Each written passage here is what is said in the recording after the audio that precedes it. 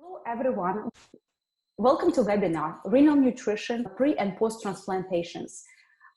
This webinar was brought to you by a collaboration between RenalMate and RPSG. RenalMate is an adherence and disease management for kidney patients. RPSG is a renal patient support group. Also, additional thank you for our partners for this webinar, Renal Diet HQ and My Balance and Wellness. Welcome, everyone. Thank you. Thank you. There are more than 40 million people in the United States have chronic kidney disease. Unfortunately, 90% of them undiagnosed, which means that more than 1 in 7 Americans suffers from chronic kidney disease. The lead cause of chronic kidney disease are diabetes, high blood pressure, and also other conditions may increase risk of kidney disease, such as heart disease, obesity, having family history of kidney disease, kidney damage or injury, and also getting older. Chronic kidney disease tends to be a complex disease that requires management of underlying issues. And since kidney disease claimed to be hidden disease, the symptoms of the disease may not be seen in earlier stages, and majority of patients tend to be diagnosed later in a disease progression. Patients end up with the complications. Complications may include heart disease, stroke, comorbidities, and kidney failure. But the good news are that there are ways to prevent CKD and detect the disease earlier. That's why for people with kidney disease, there are ways to reduce the risk of kidney failure. And for patients who are already end-stage renal disease patients, they can learn and manage their condition better. That's why we believe that today's webinar will provide a great value for CKD patients and ESRD patients to learn more about the ways to manage their condition. And one of the ways is to learn about the healthy nutrition and its important role in managing chronic kidney disease. Regardless how much kidney function you have, what you eat is an essential part of your kidney care plan. Why is the proper nutrition is so important?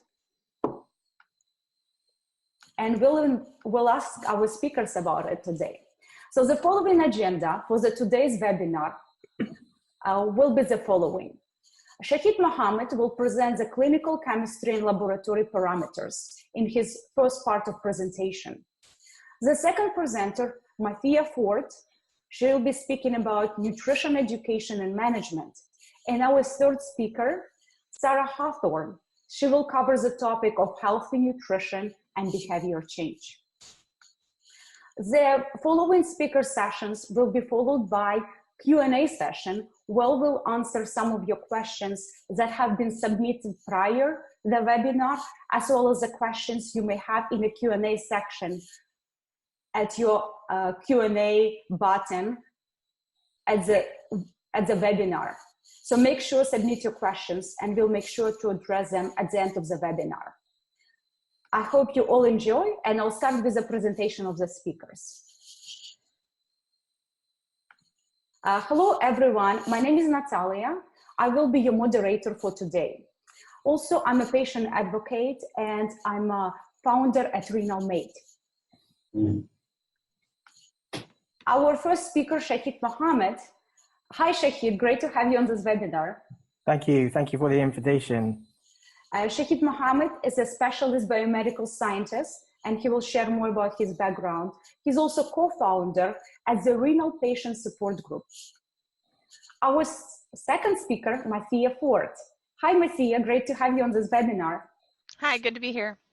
Mathia Ford, she's an author of more than 15 books on kidney diseases management. She's also the founder at Renal Diet HQ, and she's recently leaves the RenalMate Board of Advisory, and we're very excited to have you on the team. And oh, hold on one second. Hello, Sarah. Good to have you. Thank you. Hi, so Sarah, she's a certified health coach. She's advisor with Renal Mate for the last 3 years. And she also a founder of My Balance and Wellness. So great to have you on this webinar. Thank you, it's a pleasure. So let's proceed with our first speaker, Shaheed Muhammad. Welcome to the webinar, and please proceed with your part of presentation. Thank you, Natalia, and it's good to be here to participate in this collaborative effort. So hi everyone, my name is Shaheed Muhammad. I'm a specialist biomedical scientist by background, also a chartered scientist and co-founder for the Renal Patient Support Group. And today I'm going to talk to you about knowing your renal health, some elements around clinical chemistry and laboratory parameters. Next slide, please. So today I'm going to try and cover what is meant to be quite an extensive disease, but I'm going to summarize this in, an introduction, something about CKD stages, something about the different laboratory parameters that we look out for in the laboratory when we're doing the tests, and then I'll give you a basic summary and where you can find out more. Next slide, please. So to begin with, we have to, I think, ask what the question is. What is CKD, or what is chronic kidney disease? So in this slide, I'm just going to summarize really this disease in these 5 points, really. CKD is recognized as a silent, irreversible long-term condition. It tends to establish itself as a secondary healthcare complication owing to obesity, type 2 diabetes mainly, cardiovascular disease, and or hypertension or high blood pressure. Individuals with the disease tend to have a range of biochemical or biochemistry imbalances, including sodium, potassium, creatinine being one of the main ones, and an imbalance of the filtering components or the functioning components of the kidneys, that is the nephrons, to rid of toxins in the blood via urine. The abnormality of renal decline or renal insufficiency is moreover revealed by either doing more radiological testing or scanning through imagery to identify, going down to the pinnacle elements of preemptive disease. End-stage renal disease shouldn't really be confused with CKD. It's actually a continuation where patients receive renal replacement therapy, i.e. hemodialysis or peritoneal dialysis. Next slide, please. So what are the CKD stages? In traditional terms, CKD can be classified into 5 main stages. There are stages that are divided in one of these, subdivided in one of these stages, but I'm not going to delve into that too much. So the severity is classified by the kidney damage determined by glomerular filtration rate. And this is the GFR, or glomerular filtration rate, is determined by the amount of filtration that your kidneys are able to filter toxins through blood and urine via the kidneys at any one time. And these are some basic measurements, how that's achieved and determined. Next slide, please.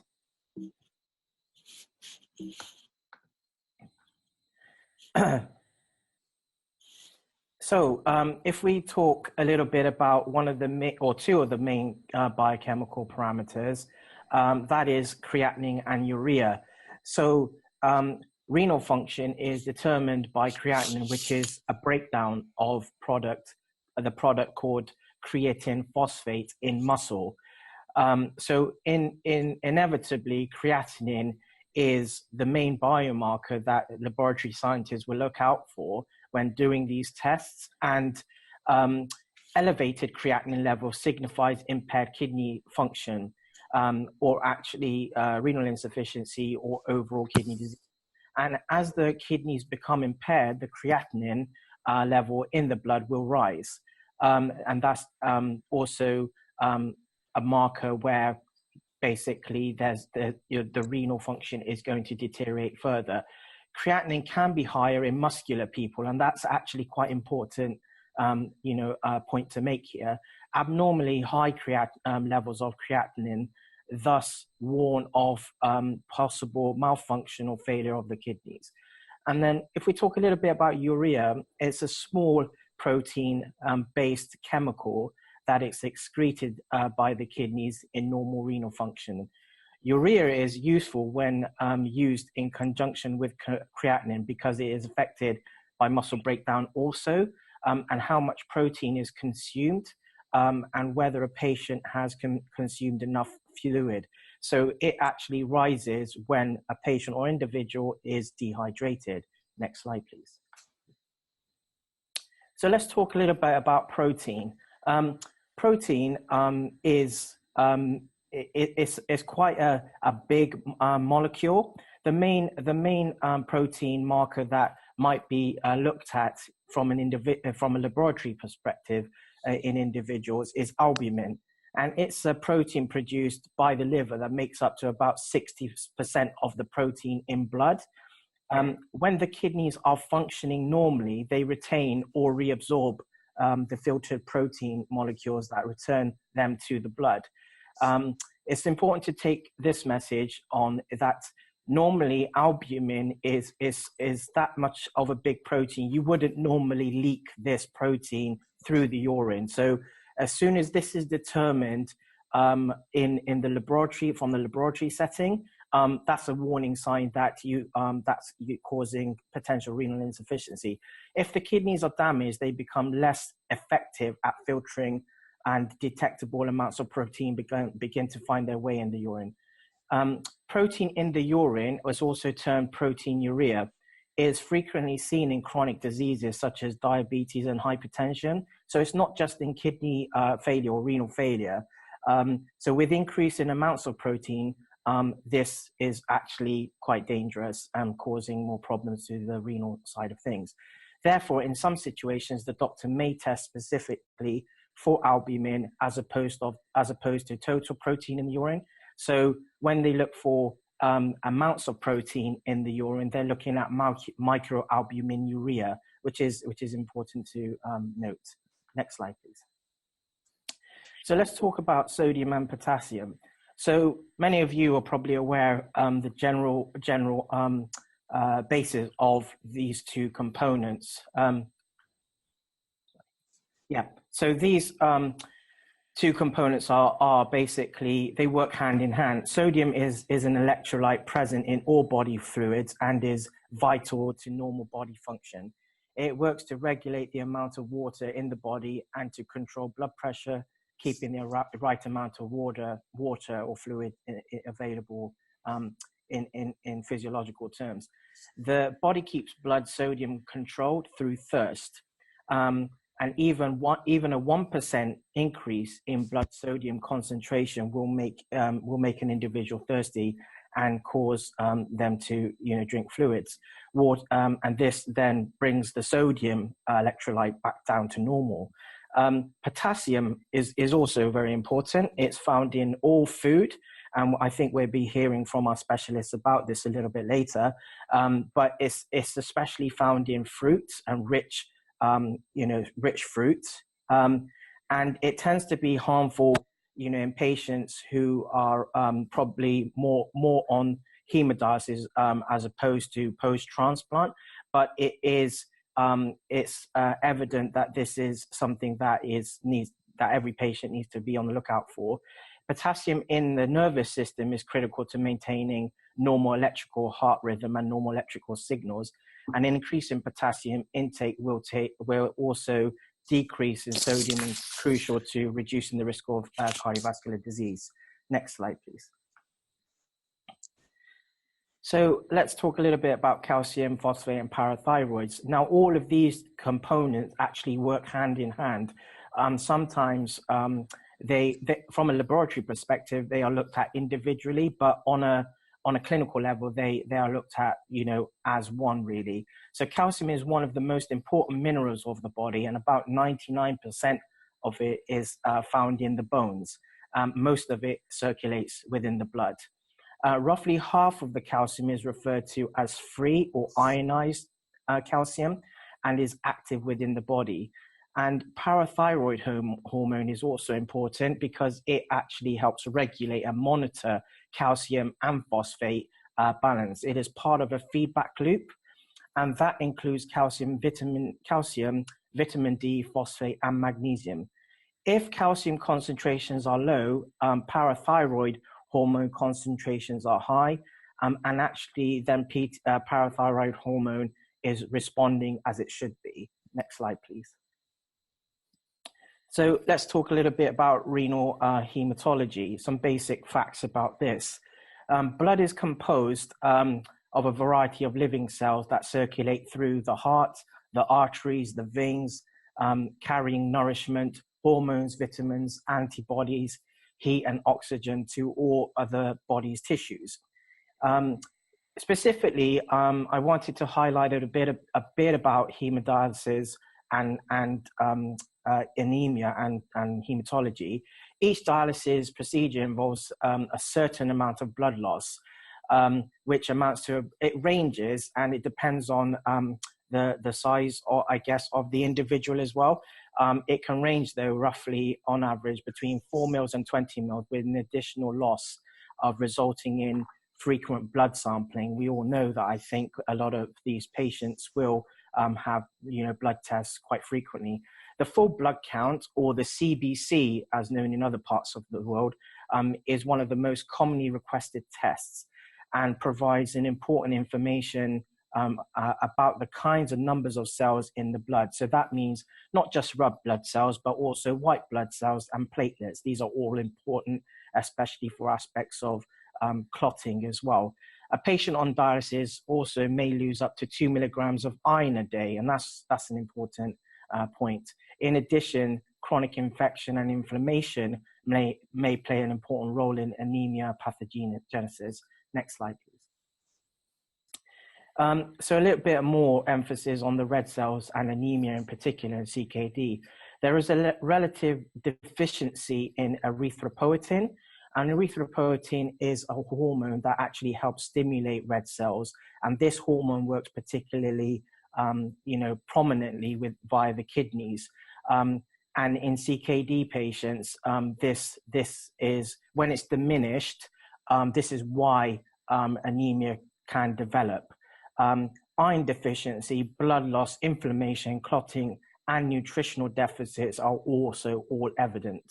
The central role of erythropoietin deficiency is well documented. There's actually quite a few papers out there that highlight, how this is a problem in patients on renal replacement therapies. Obviously, when there's this anemia happening, then hemoglobin also is evident. The hemoglobin levels actually diminish. This is why patients might require erythropoietin injections to actually help stimulate those red cells. Serum erythropoietin concentration, which is, when we say serum, we're talking about whole blood really, and it is not often reduced completely in CKD, but that ranges from one patient to another. As CKD progresses, deficiency becomes more pronounced, and the decline in serum concentration parallels kidney excretory function loss. Next slide, please. So just a quick summary then, I guess. Laboratory parameters are used by clinical teams and the laboratory teams to understand disease trends. Aspects that surround laboratory parameters in CKD patients post-transplant and physical activity are still gray. And I hopefully will be able to talk a little bit about that later. Diet and nutrition after being on a hemodialysis regimen in particular is also a lifestyle change. And that comes with fatigue and things like that. Support for patients in CKD requires smarter collaborations, I think, because without working, as a whole team, we're never going to be able to help patients get better, holistically. And this has to go beyond the practice of the clinical environment. Muscle mass increases with protein intake, and this may or may not have a bearing on creatinine early post-transplant. Studies are needed to understand this association, and they're still required. Thank you. Oh, sorry. Yeah, I just wanted to say you can find out more via the Renal Patient Support Group and our activities. So check out www.rpsg.org.uk. Thank you. Excellent. Shaheed, thank you so much. It was very informative. Very excited to invite our second speaker, Mathia Ford. Hello, Mathia. Please proceed with part of your presentation. Good morning, good afternoon, wherever you are. I'm Mathia Ford. I'm a registered dietitian. I'm also licensed and I have an MBA, but most of that is just for fun. So I have a realistic approach to kidney disease when I work with kidney disease patients, and I've been working with them for over 20 years. Next slide. So Shaheed went over this a little bit. There's just a loss of kidney function over time.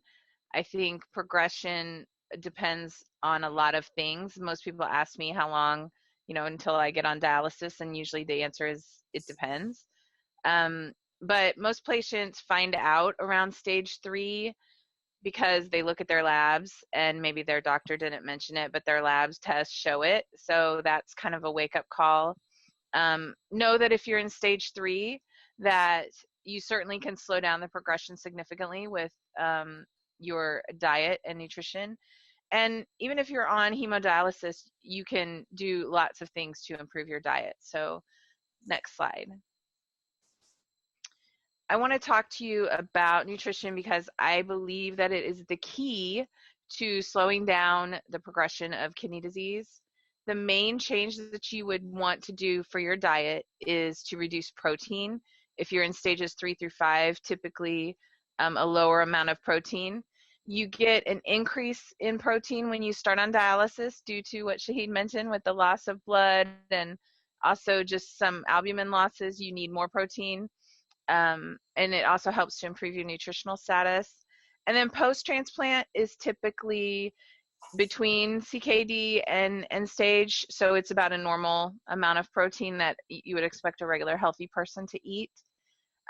Energy intake to ensure that you have a healthy amount of calories is also very important, so your body can use those calories well and replenish your deficits. And I would recommend you ask your nephrologist or your dietitian for any mineral or vitamin limits based on your specific labs. We're going to talk about those in a minute, but I want you to make sure that you don't make these restrictions without talking to your doctor. So all recommendations are about kilograms of body weight. So if you need to adjust that, just do divide your weight in pounds by 2.2 to get kilograms. Thank you, Natalia. Next slide. So some different guidelines for your stage of chronic kidney disease. I want you to aim for, excuse me, I have a little bit of a cold. Aim for about 50% or more high quality protein. So animal sources of protein are meat, poultry, fish, eggs, milk, cheese, yogurt, and they provide high biological value proteins. So even if you want to eat plant-based, you still need to make sure that you're getting some of those either milk or cheese or yogurts in your diet to try to get healthy protein. Stages 3 to 5 with a GFR less than 50 milliliters per minute, you want to go between 0.6 and 0.75 grams of protein per kilogram. So low protein diets reduce the generation of waste products. So Shaheed was talking about urea. That's a waste product of protein ingestion. So by reducing the amount of protein that you're taking in, you're reducing the amount of waste products that your kidneys have to manage. You also lower your phosphorus intake with reduced protein. For maintenance hemodialysis or peritoneal dialysis, you're going to go between 1.2 and 1.3 grams of protein per kilogram. So as you can see, it's double once you get on dialysis because you really need to replenish a lot of those losses. And dialysis does remove some protein, and many people need to increase their protein status after starting dialysis because they've had reduced protein for so long. Next slide. Okay, no, that's good. Next slide. Depending on the stage of kidney disease, the diet for kidney disease, CKD stages 3 through 5, is vastly different than the standard healthy diet because of the need to limit some specific nutrients. So people tell me all the time, this is not the same as the healthy diet. They're told to eat whole grains and lots of fruits and vegetables, and then all of a sudden they get on stage 3 to 5 and there's some limitations of those foods. It's just different. You still can eat very healthy within this diet. Hemodialysis can affect your appetite and the way food tastes, so you may not want to eat as much or you may eat more. Post-transplant, many people struggle with diabetes and high blood sugar because of the prednisone and other medications that they're on to reduce for the anti-rejection medications. So while I know you'd rather have your new kidney, just be aware that that's one of the issues that you might have to struggle with. Next slide. So other recommendations, a lot of people, they may be overweight, they want to lose weight, but you're not going to lose the weight overnight. So just make sure that you're taking in enough calories. If you want to lose weight, you want to look at eating 200 to 400 fewer calories than prescribed per day. So if you were looking at taking in 30 calories per kilogram, then you'd look at that amount and reduce it by 200 to 400 calories. Even though you're eating less protein, you still need adequate calories to maintain your nutritional status. And I would encourage you to increase the intake of healthy fats and whole foods to get a well-rounded diet. Next slide. Don't limit everything based on internet research. Focus on step-by-step changes. So a lot of people base restrictions on very generic, unverified information on websites. And limiting your diet early reduces your choices, and it makes the diet harder than it has to be. So start with protein restriction, reduce your sodium, and then talk to your doctor about any other restrictions. Don't just decide that you need to limit something. So let's talk about vitamins and minerals, because I get asked these questions a lot. So sodium, all conditions should limit their salt or sodium intake to less than 2,400 milligrams per day. Excessive, more restrictive amounts are difficult to achieve, and most improvement is found with this level. So if someone tells you to eat just 1,000 milligrams of sodium, there's not a lot of research that shows that that's easily achievable and maintainable, and it's not necessarily 100% better than 2,400 milligrams. So if you could limit to 2,400 milligrams, that's a recommendation for diabetes, for heart disease, high blood pressure, and kidney disease. Potassium, based on your labs, if you have hyperkalemia, which is high potassium, 2,400 milligrams per day or less. Phosphorus in stages 3 through 5, 800 to 1,000 milligrams per day. Phosphorus levels in the blood are difficult to control with diet alone. A lot of times doctors will prescribe phosphate binders, and you take them with meals because they bind with the phosphate in the food and help your body not to absorb it. Calcium, you need about 2,000 milligrams per day. Vitamin D, you would need extra if indicated by labs and based on individual conditions. Iron supplementation, so that's based on labs again, for your serum ferritin and your TSAT. So if you need to increase iron levels and you're on an iron supplement, take it with a vitamin C source, which helps the absorption of that. Take it prior to a meal, about an hour or 2 hours after a meal. Iron-rich foods like red meats, beef or chicken, liver provide a good dose of iron, but you don't have to eat meats. Iron in plant foods such as lentils, beans, and spinach is what's called non-heme iron. Although they're not absorbed as well, your body can still use the iron, especially if you are deficient. Cereals enriched with iron and beans contain a similar dose of iron as meat. So I'm not a big proponent of yes or no foods. So I get asked a lot, what's the list of the foods I can eat? And as you know before, I believe in variety. So common issues that people have with chronic kidney disease is that they're not eating enough calories. They're afraid of eating fat. You can eat healthy fats like olive oil and avocado. Not eating enough protein. So some people think they need to go to the extreme and cut out protein completely or eat as little as possible, but your body needs that protein to replenish all your hormones and everything that it does.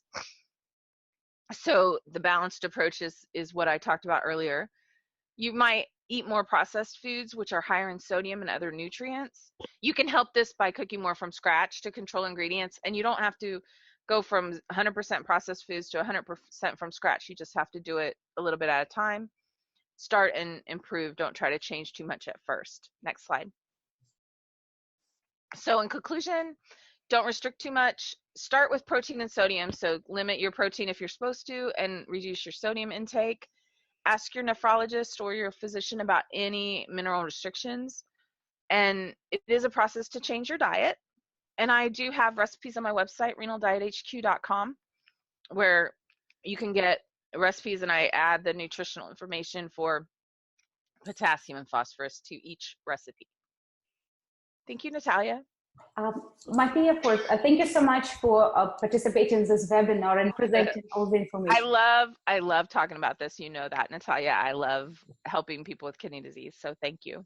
Right, and you are a big advocate of CKD prevention and CKD management. And thank you so much for this comprehensive presentation, since renal nutrition and management is very complicated and complex topic that many patients really have many questions about. So we hope in Q&A session you also will help to address maybe more specific cases for ESRD diet management and CKD diet management. So now we are will be seeing the presentation by Sarah Hawthorne.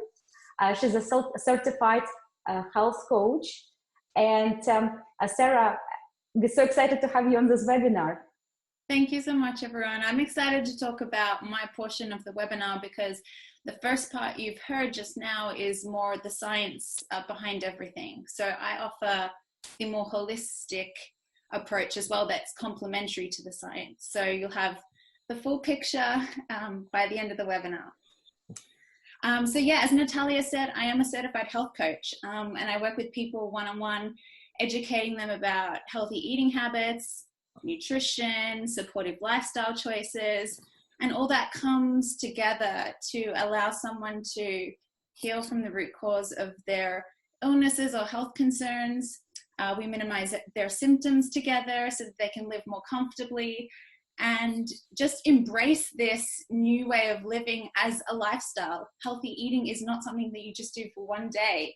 It's something that you do day after day, month after month, year after year, so that you can prevent chronic illnesses and prevent things like diseases and cancers from being a part of your life.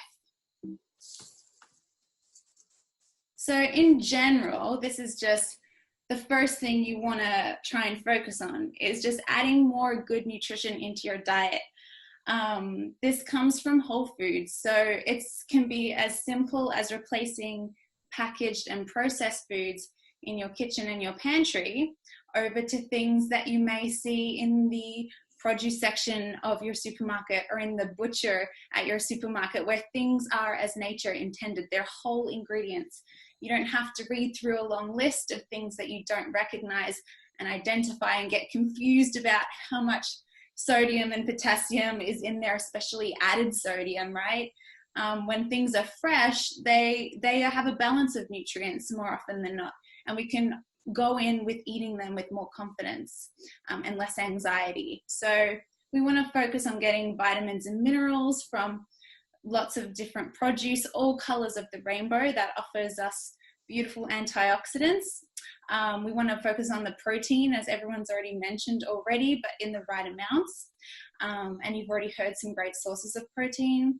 I think quality is important with everything, so just making sure things are humanely raised, ideally where possible and where budgets allow, maybe organic and grass-fed, if they're animal proteins, and healthy fats, fatty acids.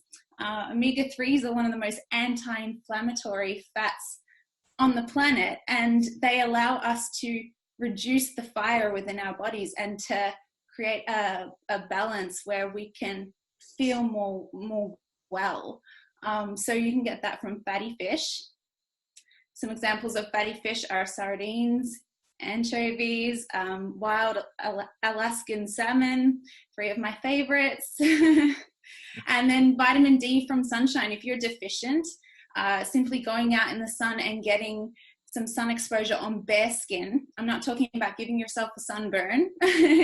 You don't want to go out in the middle of the day when the sun's the strongest and the most severe, but early morning sun or late evening sun, just 10 minutes alone could be enough to boost your vitamin D levels. And where needed, taking a supplement. Now, vitamin D is a fat-soluble nutrient, so we want to take, if we're supplementing with it, we want to take it with a meal containing fat. And that's the best way to absorb and utilize vitamin D so that we have strong, healthy immune systems, so that we have really good moods. It impacts so much of our health. And lastly, we may not think about this, but just water. When we all need to drink water. We're humans. And whether you're managing your fluid intake or you're a bit more flexible with that, we need to get some in during the day and maintain healthy levels. So making sure your water is pure drinking water. So that's like spring water, filtered water. Those are the 2 best choices. Okay, and the next thing is minimizing. There's so much to minimize in the world that it could get overwhelming.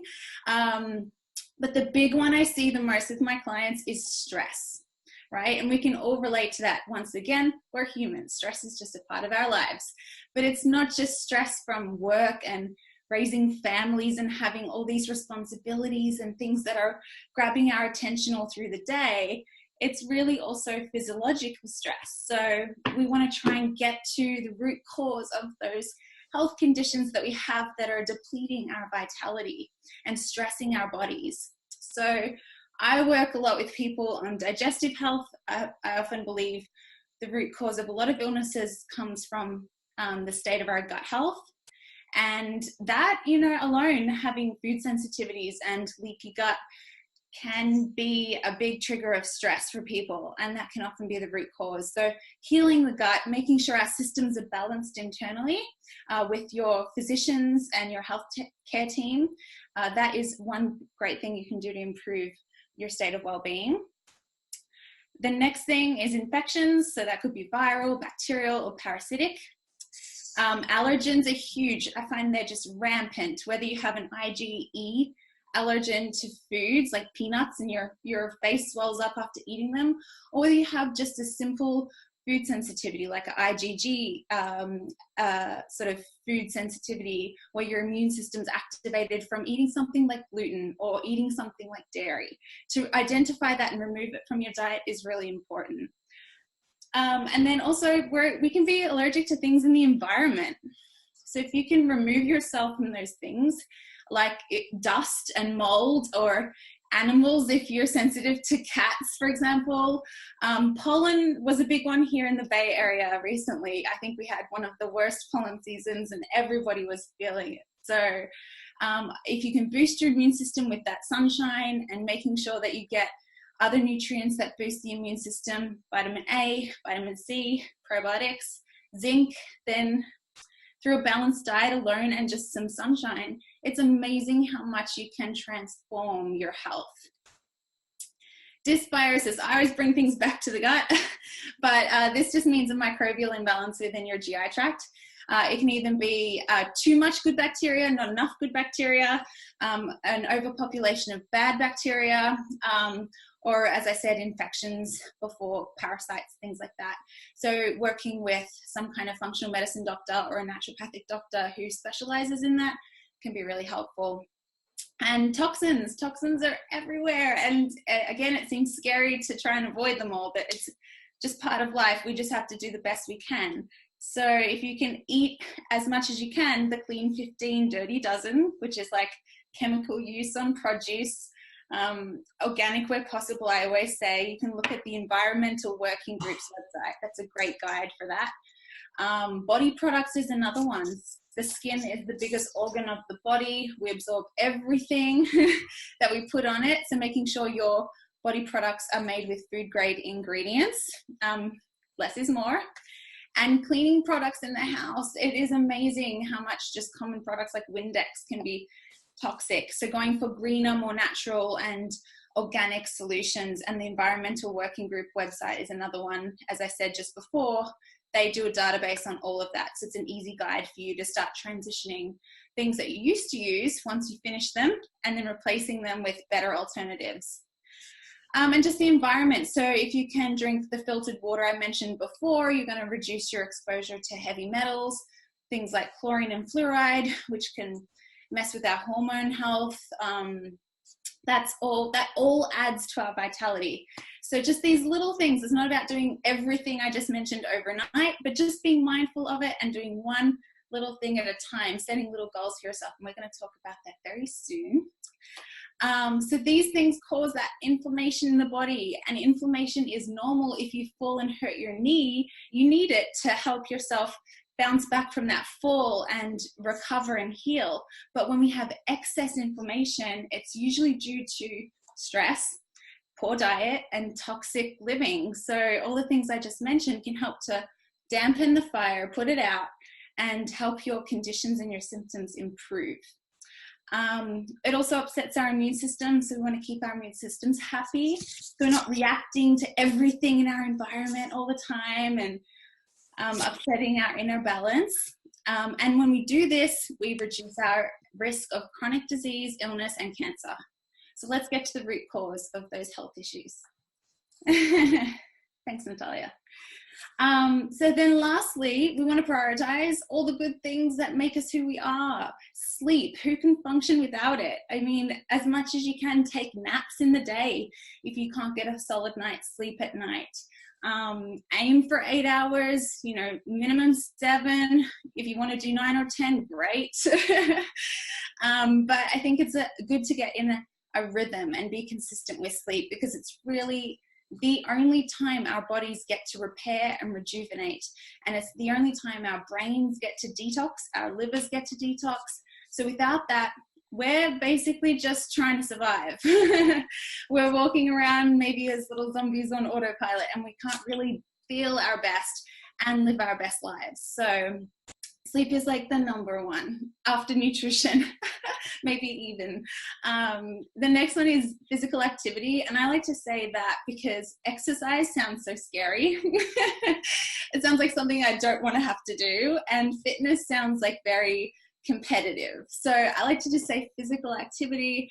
Move your body in any way that feels good to you. That could be gardening, playing with the kids, taking the dog for a walk, salsa dancing if that's what gets you going. It doesn't have to be like this awful boring gym session where you feel like you're just slugging it out on the treadmill once again. So do something that you love, and that's the best way to make that sustainable. My favorite one, vitamin J, which is for joy. You get that from supportive relationships. You get that from embracing hobbies and passions, creative outlets, and just having a mindfulness practice that grounds you every day. These things can give you a stronger mindset so that when you go into your treatment for your kidney condition, you feel like a superhero. You feel like you've got a good quality of life, and it's all the power of the mind. And when you add these things in that enhance your life, you'll find this inner strength that you didn't know was there before. So incorporating that is really important. Next slide. I'm getting closer to my habits now. So this is a fun topic to talk about, because it's like, well, you're talking about sleep and you're talking about eating healthier, but how do I start? Where do I get started? That can be the daunting, overwhelming thing. And just start with something small. It doesn't have to be like an overnight transformation. It doesn't have to be like this huge goal that you tackle and you battle with every single day to try and achieve and stay on top of. So start with something that requires very minimal motivational willpower. You're going to build these things up sustainably over time. Again, it's not overnight. So we love this example because everybody wants to eat less processed foods. That's a given. But we always fall trapped to resorting back to them because they're just so easy, they're so convenient, right? You just sort of grab them and go, and our lifestyles kind of need that. But really, instead of replacing every single meal of your day with a whole foods meal that takes a lot of cooking and prepping, you can just start with replacing your snacks. Imagine how much healthier we'd all be if we just replaced our snacks with less processed foods like munchies, chips, candies, chocolates, whatever, muffins. We want to replace those with fresh ingredients. So maybe you can cut up your favorite veggies, just raw, slice them up and dip them in your favorite dip and have that as a wholesome snack with a glass of water at your office desk while you're working away or going in for treatment even. And then also one of my favorites is just fresh fruit, a whole piece, not a fruit juice. We don't need all that sugar in one go, but just say an apple, a simple apple with a handful of your favorite nuts.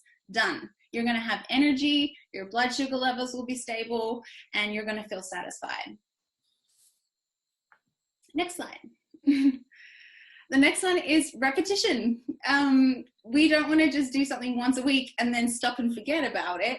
We want to try and do it day after day. So do that small thing I just mentioned, day after day. And notice how at first it may feel like it takes a bit of effort, it may feel very unnatural, and it may feel like a bit of a chore.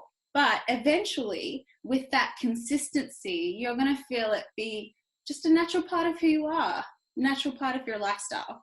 So repetition is key.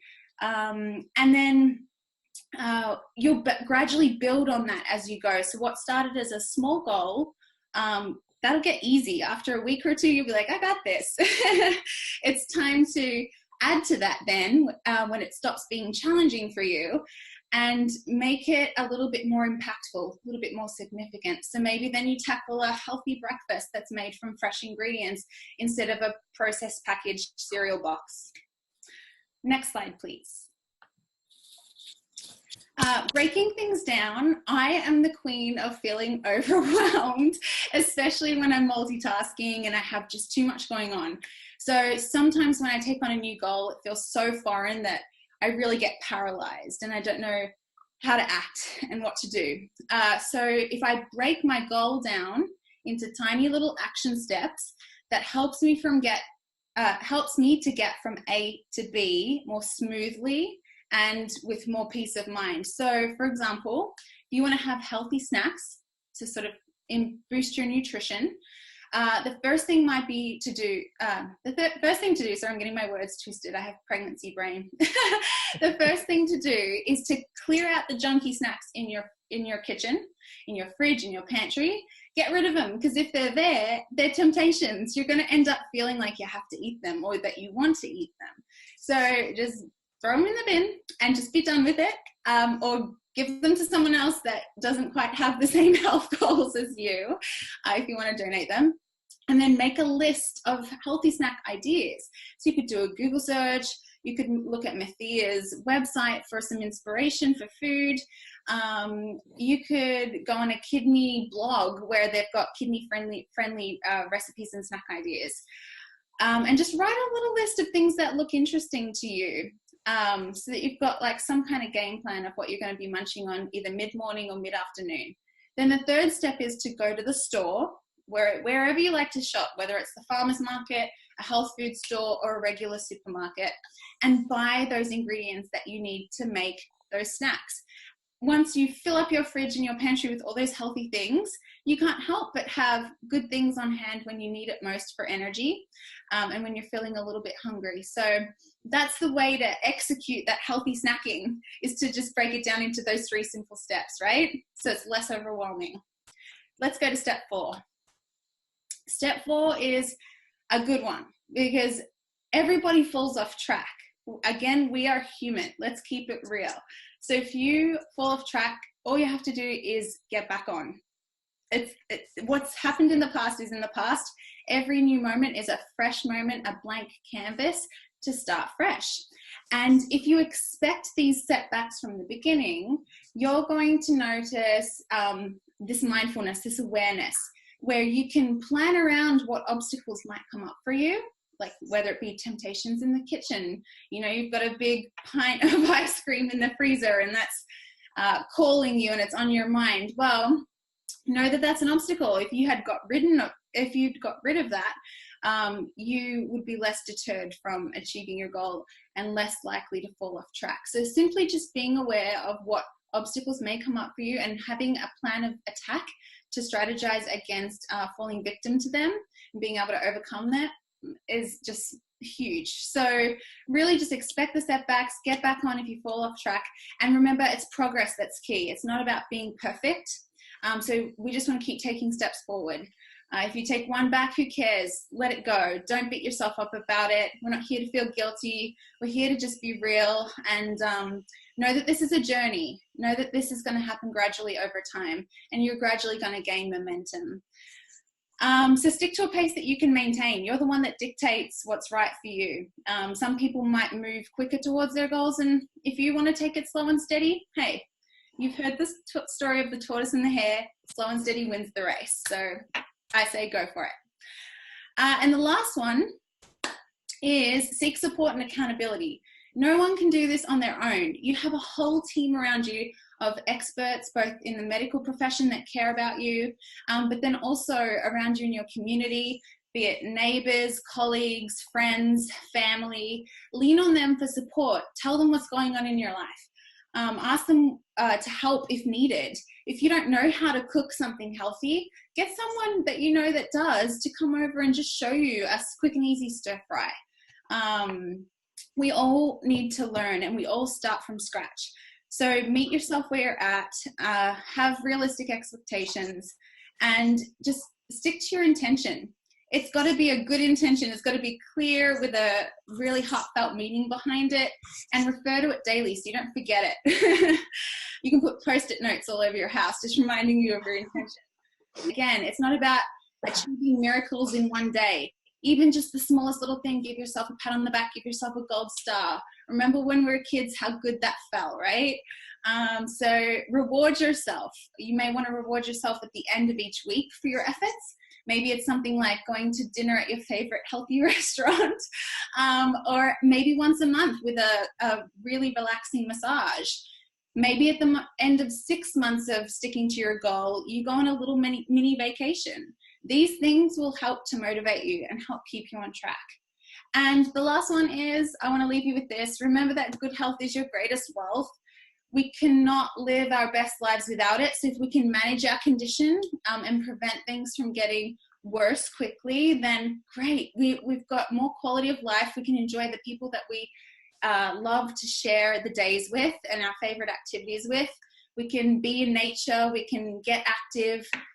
We can do things we're passionate about. So your health is truly your greatest wealth. And that's why I love working with people so much and love what I do. So thank you for listening.